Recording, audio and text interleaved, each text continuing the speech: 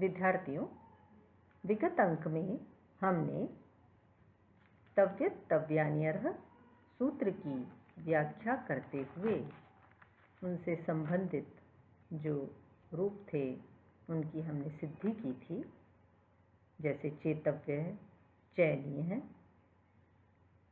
इसी क्रम में हमने केलिमर उपसंख्यानम सूत्र की प्रवृत्ति करते हुए पचेलिमा और भिदेलिमा यह रूप भी विगत अंक में बनाए थे। भिदेलिमा रूप तक हम सिद्धि कर चुके थे। अब हम उसी क्रम में आगे जो सूत्र हैं, अचोयत आदि सूत्र हैं, उनकी हम व्याख्या देखेंगे और रूपों को सिद्ध करने का प्रयास करेंगे। मैं आपको यहाँ एक बात बताना चाहती हूँ। सूत्र है कृत्य ल्युटो बहुलम। कृत्य ल्युटो बहुलम सूत्र कहता है कृत्य प्रत्यय और ल्युट प्रत्यय बहुल करके होते हैं।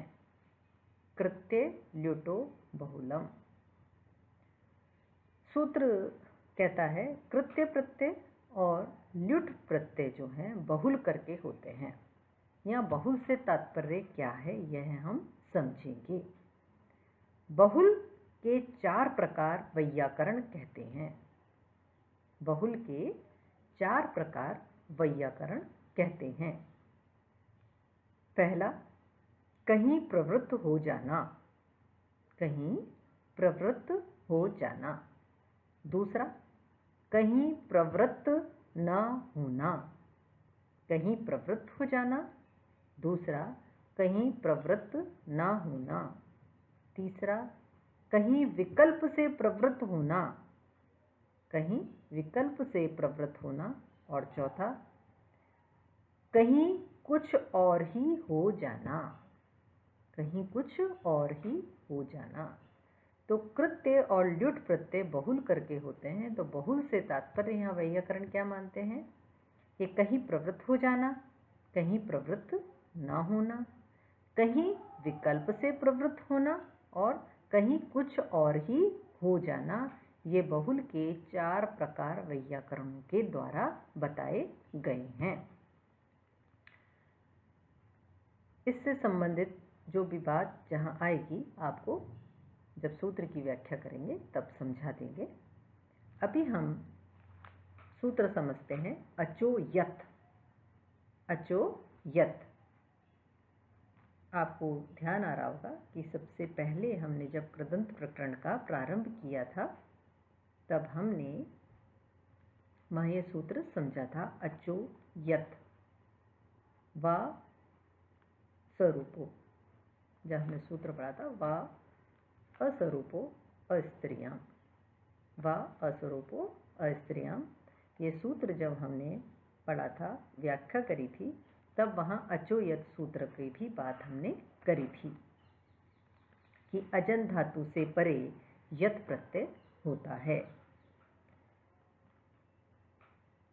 सूत्र भी वही है जिसकी हमने चर्चा वा स्वरूपो अस्त्रियाम सूत्र की व्याख्या में जब हमने करी थी। वही सूत्र की व्याख्या, वही यह सूत्र है जिसकी हम आज विस्तृत व्याख्या देखेंगे कि यह सूत्र क्या कह रहा है। अचोयत अजंत धातु से परे यत प्रत्यय हो। सूत्र कहता है अजंत धातु से परे यत प्रत्यय हो। कैसे? उदाहरण के द्वारा समझेंगे। परीक्षा में आ गया चेयम रूप की सिद्धि कीजिए सूत्र उल्लेख पूर्वक। चेयम रूप सिद्ध कीजिए सूत्र उल्लेख करते हुए। तो चेयम चीय चयने धातु है। चेयम में चीय चयने धातु है। चीय में जो यकार च च ज ज य यकार जो है उसकी हलंत्यम से इत संज्ञा हो जाती है। धातु बनती है हमारी ची। ची धातु अजंत है। अजंत से तात्पर्य क्या है? जिस धातु के अंत में अच है। अच से तात्पर्य सारे स्वरों से है। हल से तात्पर्य सारे व्यंजनों से है। ये मैं पहले आपको समझा चुकी हूँ। तो यहाँ पर हम जब बात करते हैं अचो यत, अजंत धातु से परे यत प्रत्यय हो, यानी धातु ऐसी हो जिसके अंत में अच हो, अच यानी स्वर हो। ची धातु है, अंत में इकार है, धातु अजंत है, इसलिए अचो यत सूत्रानुसार ची धातु से परे यत प्रत्यय हो जाएगा, क्योंकि सूत्र की शर्त यही है कि यदि धातु अजंत होगी तो ही यत प्रत्यय होगा। तो ची धातु पहली शर्त पूरी कर रही है कि अंत में इकार है, इसलिए अच अंत में है, इसलिए अचो यत सूत्र की प्रवृत्ति हो जाएगी और अचो यत से ची धातु से हम यत प्रत्यय कर देंगे, ची धन यत। अंतिम तकार की हलंत्यम से संज्ञा हो जाएगी, ये आप जानते ही हैं, ची धन य। अब ची धन जब य रूप बन जाएगा तो सूत्र कौन सा प्रवृत्त होगा? सार्वधातु का आर्धातु का योग, सार्वधातुक और आर्धातुक प्रत्यय परे होने पर इगंत अंग को गुण होता है। ची का जो इकार है इसको गुण क्या होगा? ए, जैसे हमने चेतव्य बनाया था, चेतव्य में जैसे हमने ची धातु से तव्य प्रत्यय किया था और वहाँ पर सार्वधातु का अर्धातु से इकार को ए गुण किया था, वैसे ही ची धातु से यहाँ पर भी हम गुण क्या करेंगे? ई को ए, तो ए गुण हो जाएगा हमारा चे धन य, संयुक्त कर देंगे तो रूप बन जाएगा चेय, संयुक्त करने पर हमारा रूप बनेगा चेय।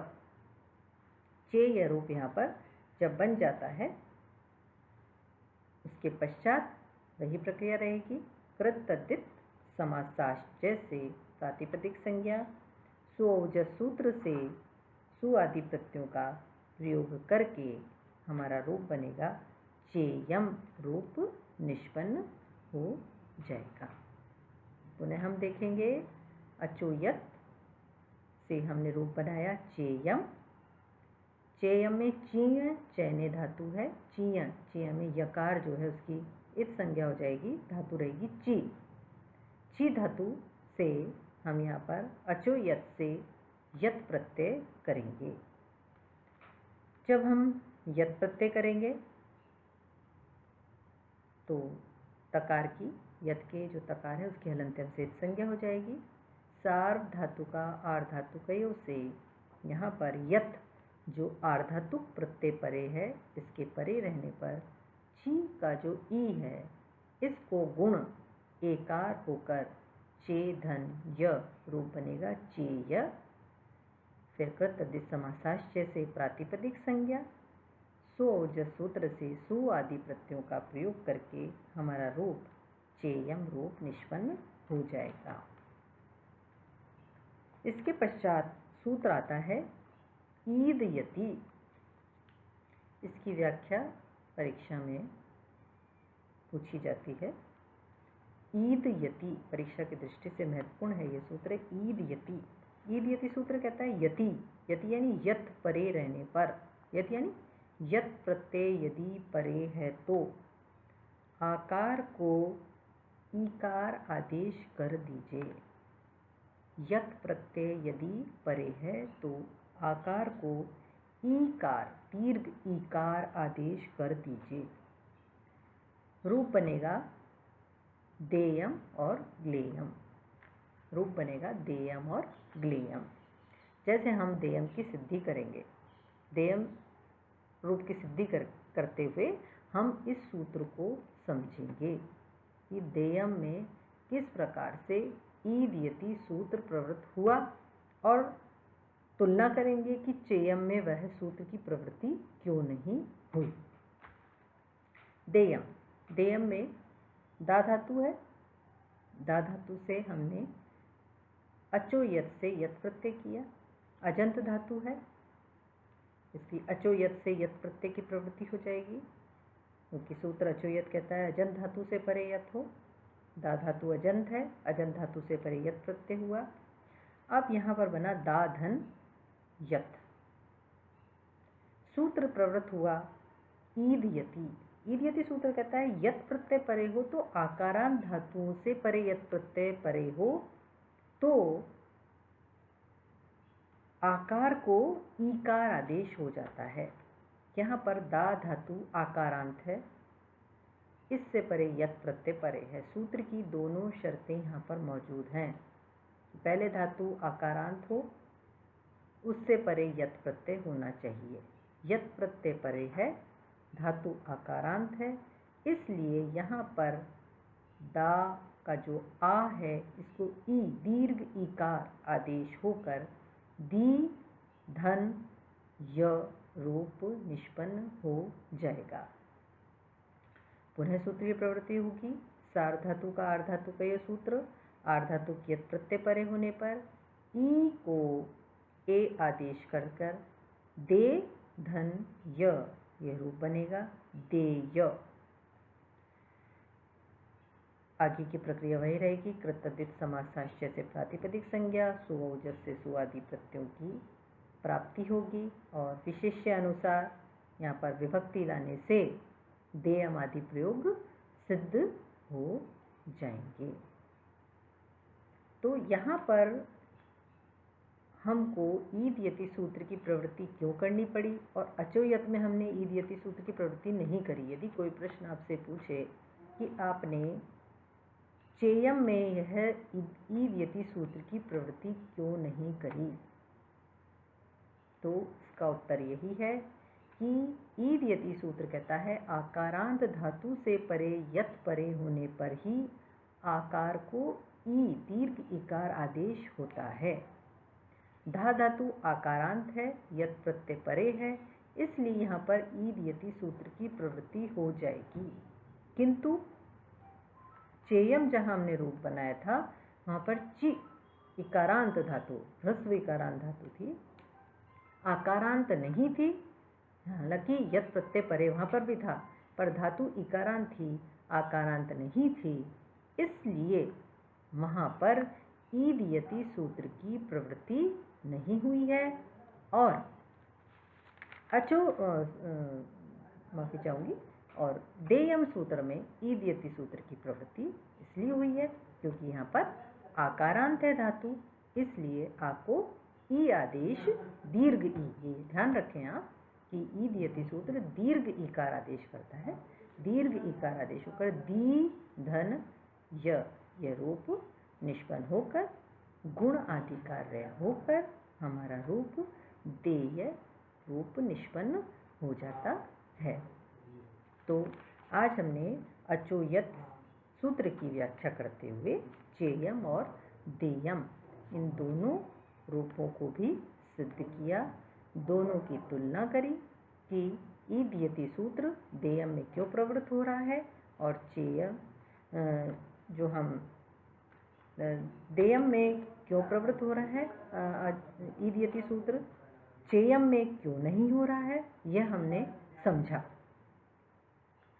अब इसी क्रम में हम आगे जो सूत्र हैं कृत प्रकरण के वह हम अगले अंक में समझेंगे। धन्यवाद।